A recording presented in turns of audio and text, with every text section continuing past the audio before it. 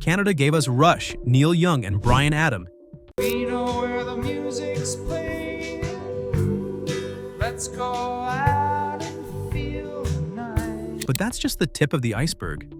Beneath the radio hits lies a world of underrated Canadian rock, bands that never quite broke the border, but changed everything for those who heard them.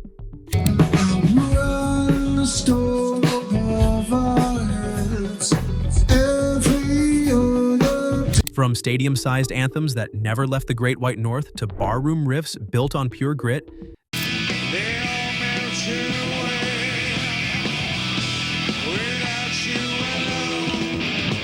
these are the names every rock fan should know.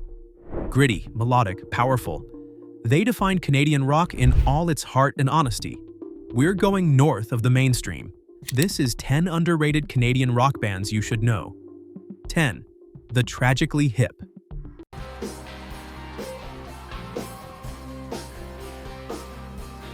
In Canada, the Tragically Hip aren't just a band, they're a national treasure.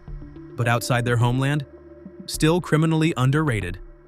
Led by the poetic fire of Gord Downie, the Hip turned small-town stories and fractured dreams into rock anthems that felt both intimate and universal. Formed in Kingston, Ontario in the early 80s, they built their legend through relentless touring, sweaty bars, hockey arenas, every corner of the country. Their sound sat between heartland rock and artful blues, jangling guitars, deep rhythms, and Downie's unmistakable voice weaving cryptic, emotional imagery that felt like a map of Canada itself. Their defining moment came with Ahead by a Century, shimmering guitars, quiet reflection, and a chorus that still fills stadiums. It never cracked the US charts, but in Canada it's sacred ground, the soundtrack to road trips, summers, and goodbyes. When Gord Downie passed in 2017, the nation stopped to watch their final concert. Broadcast live, millions tuning in. It was more than music, it was collective memory. The Tragically Hip didn't need global fame. They became something rarer, the heartbeat of a country.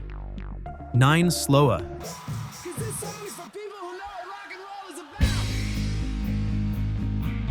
If you blended the Beatles' harmonies with the crunch of 90s alt-rock, you'd get Sloan, one of Canada's most quietly brilliant exports. Formed in Halifax in 1991, they were part of the city's so-called pop explosion, standing out for one simple reason. Every member could write, sing, and play like a frontman. Their sound? Melodic power pop shot through with grit. Think jangly guitars, sharp hooks, and 4 distinct voices trading turns like a democratic Beatles revival. The Good in Everyone captures their formula perfectly, a fast, fuzzy blast of optimism that feels effortless, confident, and deeply catchy. They had the chops to go global, but timing and geography conspired against them. Grunge still ruled the airwaves, and Sloan's bright, melodic edge didn't fit the angst-heavy playlists of the time. Outside of Canada, their records became cult treasures instead of chart toppers. Yet Sloan endured where others faded. Decade after decade, they kept writing sharp, tuneful rock with no filler, the kind of songs musicians respect and fans guard like secrets.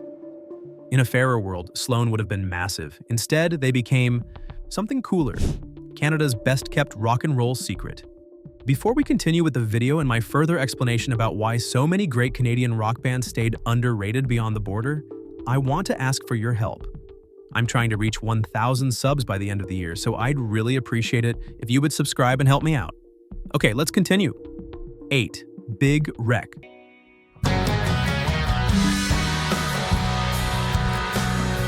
When Big Wreck arrived in the late 90s, they sounded like no one else on the radio.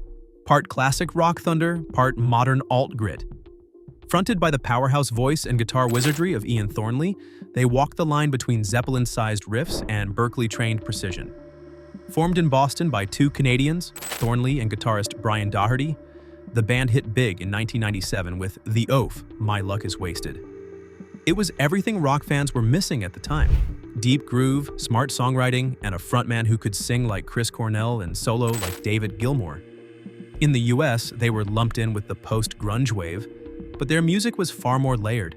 Shifting time signatures, blues undercurrents, and soaring melodies that gave their records real staying power. They never quite broke into superstardom south of the border, but in Canada, Big Wreck became staples of rock radio and festival lineups. After splitting in the early 2000s, Thornley revived the name years later, and the band returned stronger, heavier, and more self-assured. Big Wreck isn't just a Canadian band, they're proof that technical skill and emotional weight can coexist. Listen to The Oaf, and you'll hear why they still stand shoulder to shoulder with the greats. 7. The Tea Party.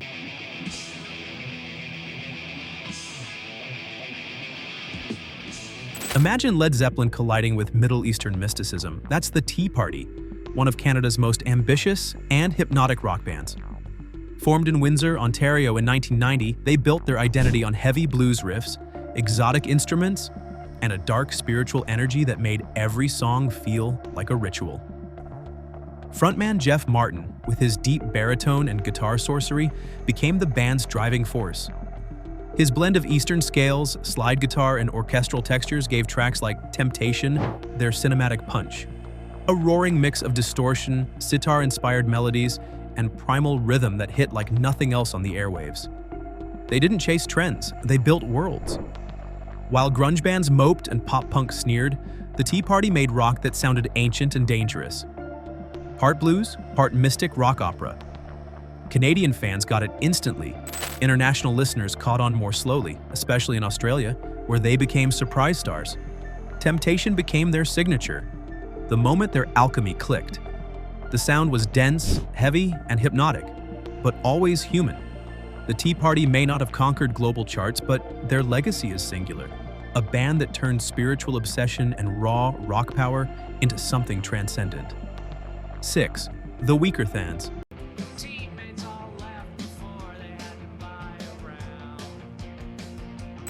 In the late 90s, when punk bands were speeding up, the Weakerthans slowed down and started telling stories.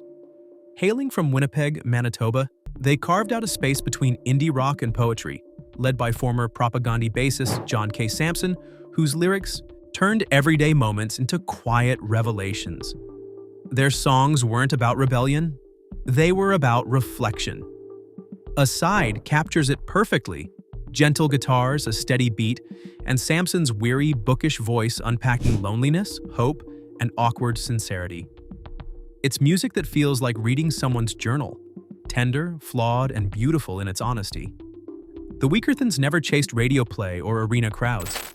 They built their audience one listener at a time, the kind who hangs on every word. Their mix of folk, punk, and literary rock made them darlings of critics and a lifeline for anyone who felt out of place in their own town. They eventually called it quits, but their influence still echoes through Canada's indie scene. Bands like the Rural Alberta Advantage and the Constantines owe them a quiet debt. The Weakerthans didn't scream to be heard, they whispered, and somehow that made them unforgettable. 5. Max Webster. Before Rush became Canada's global prog rock ambassadors, there was Max Webster, the eccentric, fearless cousin who mixed technical brilliance with offbeat humor. Formed in Toronto in the mid-70s, the band was led by Kim Mitchell, a virtuoso guitarist with a love for complex riffs, strange time signatures, and lyrics that read like surreal poetry. They were a musician's band, wildly creative, always tight, and never afraid to get weird. Songs like Paradise Skies showed just how far they could stretch rock without losing its heart. Bright harmonies, tangled guitars, and a rhythm section that moved like a machine. Their records blended hard rock, prog, and pure fun, sometimes within the same verse. Despite critical acclaim and a rabid Canadian fanbase, Max Webster never broke big internationally. Part of it was timing. The late 70s were dominated by disco and punk. And part of it was that they were simply too unique to fit any easy label. Even their partnership with Rush, touring together, and even co-writing Battlescar couldn't push them into the US mainstream. Still, among Canadian rock fans and musicians, Max Webster are legends. The band that proved technical skill didn't have to mean cold precision. Their music was brainy, but it grooved. Listen to Paradise Skies, and you'll hear the sound of a band that should have been huge, but stayed proudly, weirdly themselves. 4. Saga.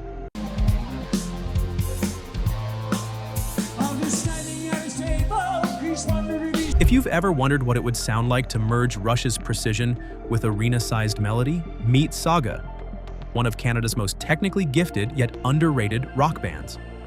Formed in Oakville, Ontario in 1977, they built a sound that was sharp, futuristic, and unmistakably their own. Synth-driven prog rock with pop hooks that actually landed. Their breakthrough came with On the Loose, a track that perfectly captured that balance. Sleek keyboards, crisp guitar lines, and Michael Sadler's soaring, urgent vocals. It hit the Billboard Top 30s 1982 and broke them into Europe, where they found diehard fans who treated their music like gospel. Saga's secret weapon was their precision. Every song felt engineered, tight, dynamic, and layered, but never soulless.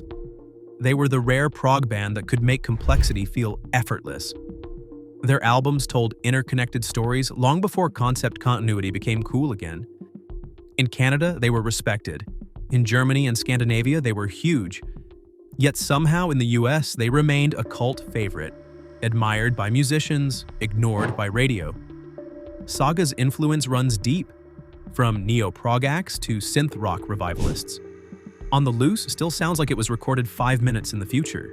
They didn't just play rock, they engineered it. 3. The Sheepdogs.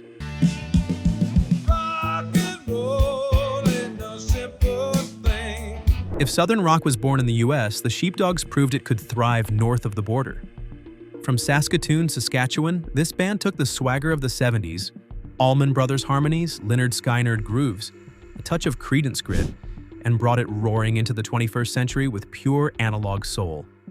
Led by Ewan Curry's husky voice and blues-soaked guitar, the Sheepdogs built their sound on vintage amps, twin leads, and harmonies you could drink whiskey to. I Don't Know was their breakout, an unapologetic throwback with riffs that felt both familiar and fresh. When Rolling Stone ran a cover contest in 2011, the Sheepdogs won, the first unsigned band ever to do it.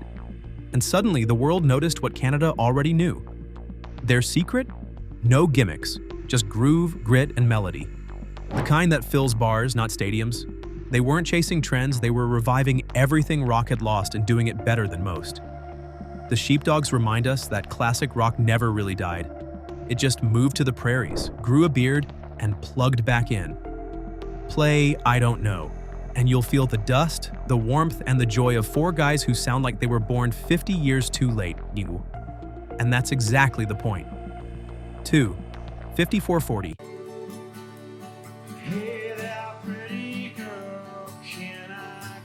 Before Hootie and the Blowfish made it a 90s hit, 5440 wrote and recorded I Go Blind, a bittersweet, jangly anthem that became one of Canada's best-kept secrets. Formed in Vancouver in 1981, the band built their sound on a blend of heartland rock, college radio grit, and post-punk introspection. A mix that felt too thoughtful for mainstream pop, but too melodic to stay underground. Frontman Neil Osborne's warm, raspy voice and the band's tight, chiming guitars gave their songs a timeless quality, honest, emotional, and quietly defiant. I Go Blind, released in 1986, was the perfect example. Part love song, part existential sigh, wrapped in a melody you never quite forget. Despite strong airplay in Canada and a devoted following, 5440 never cracked the US charts in a big way. Their name, a nod to a historic border dispute slogan, 5440 or Fight, might have confused American DJs, but in Canada they were, and still are, cult heroes. Their influence rippled quietly through the decades. When Hootie's cover hit the charts in 1994, it introduced millions to a song that 5440 fans had been treasuring for years. The band kept recording, evolving, and touring, proving that sincerity and craftsmanship never go out of style. Play I Go Blind, and you'll hear it. The sound of a band that never shouted to be heard, yet still left an echo that's lasted for decades. 1. Danko Jones. I need to roll. If you can't hang with the speed I'll go, I'm gonna roll tonight. If rock and roll swagger had a Canadian passport, it would belong to Danko Jones. Born in Toronto and raised on a diet of AC/DC riffs, Motorhead energy, and punk attitude, Danko turned the classic power trio into a one-man statement. Rock doesn't need to evolve, it just needs to stay dangerous. With John Calabrese on bass and Rich Knox on drums, the Danko Jones Band carved out a sound that's pure muscle, sharp riffs, punchy hooks, and vocals that sound like a smirk caught on fire. Had Enough, From Below the Belt 2010 is the perfect entry point, a tight, snarling anthem that hits like a fist through glass. It's simple, loud, and impossible to ignore. While critics compared him to everyone from Jack White to Lemmy, Danko never chased trends or radio waves. He built his empire on touring. Endless, sweat-soaked shows across Europe and North America, where every riff felt like a declaration that rock still mattered. Mainstream fame never really found him, but cult status did, and in the loudest way possible. To his fans, Danko Jones isn't underrated. He's essential. Proof that grit, groove, and a little attitude can still shake the walls, one 3-minute explosion at a time. Turn up Had Enough, and you'll hear it instantly. Canadian rock stripped to its bones, confident, loud, and absolutely alive. 10 bands. 10 sounds that prove Canada's rock scene has always punched way above its weight. From the poetic grit of the Tragically Hip to the roaring confidence of Danko Jones, these artists didn't just follow trends, they built their own lanes, each one leaving fingerprints on guitars and hearts alike. Rock doesn't need borders, just volume. Until then, keep listening, keep remembering.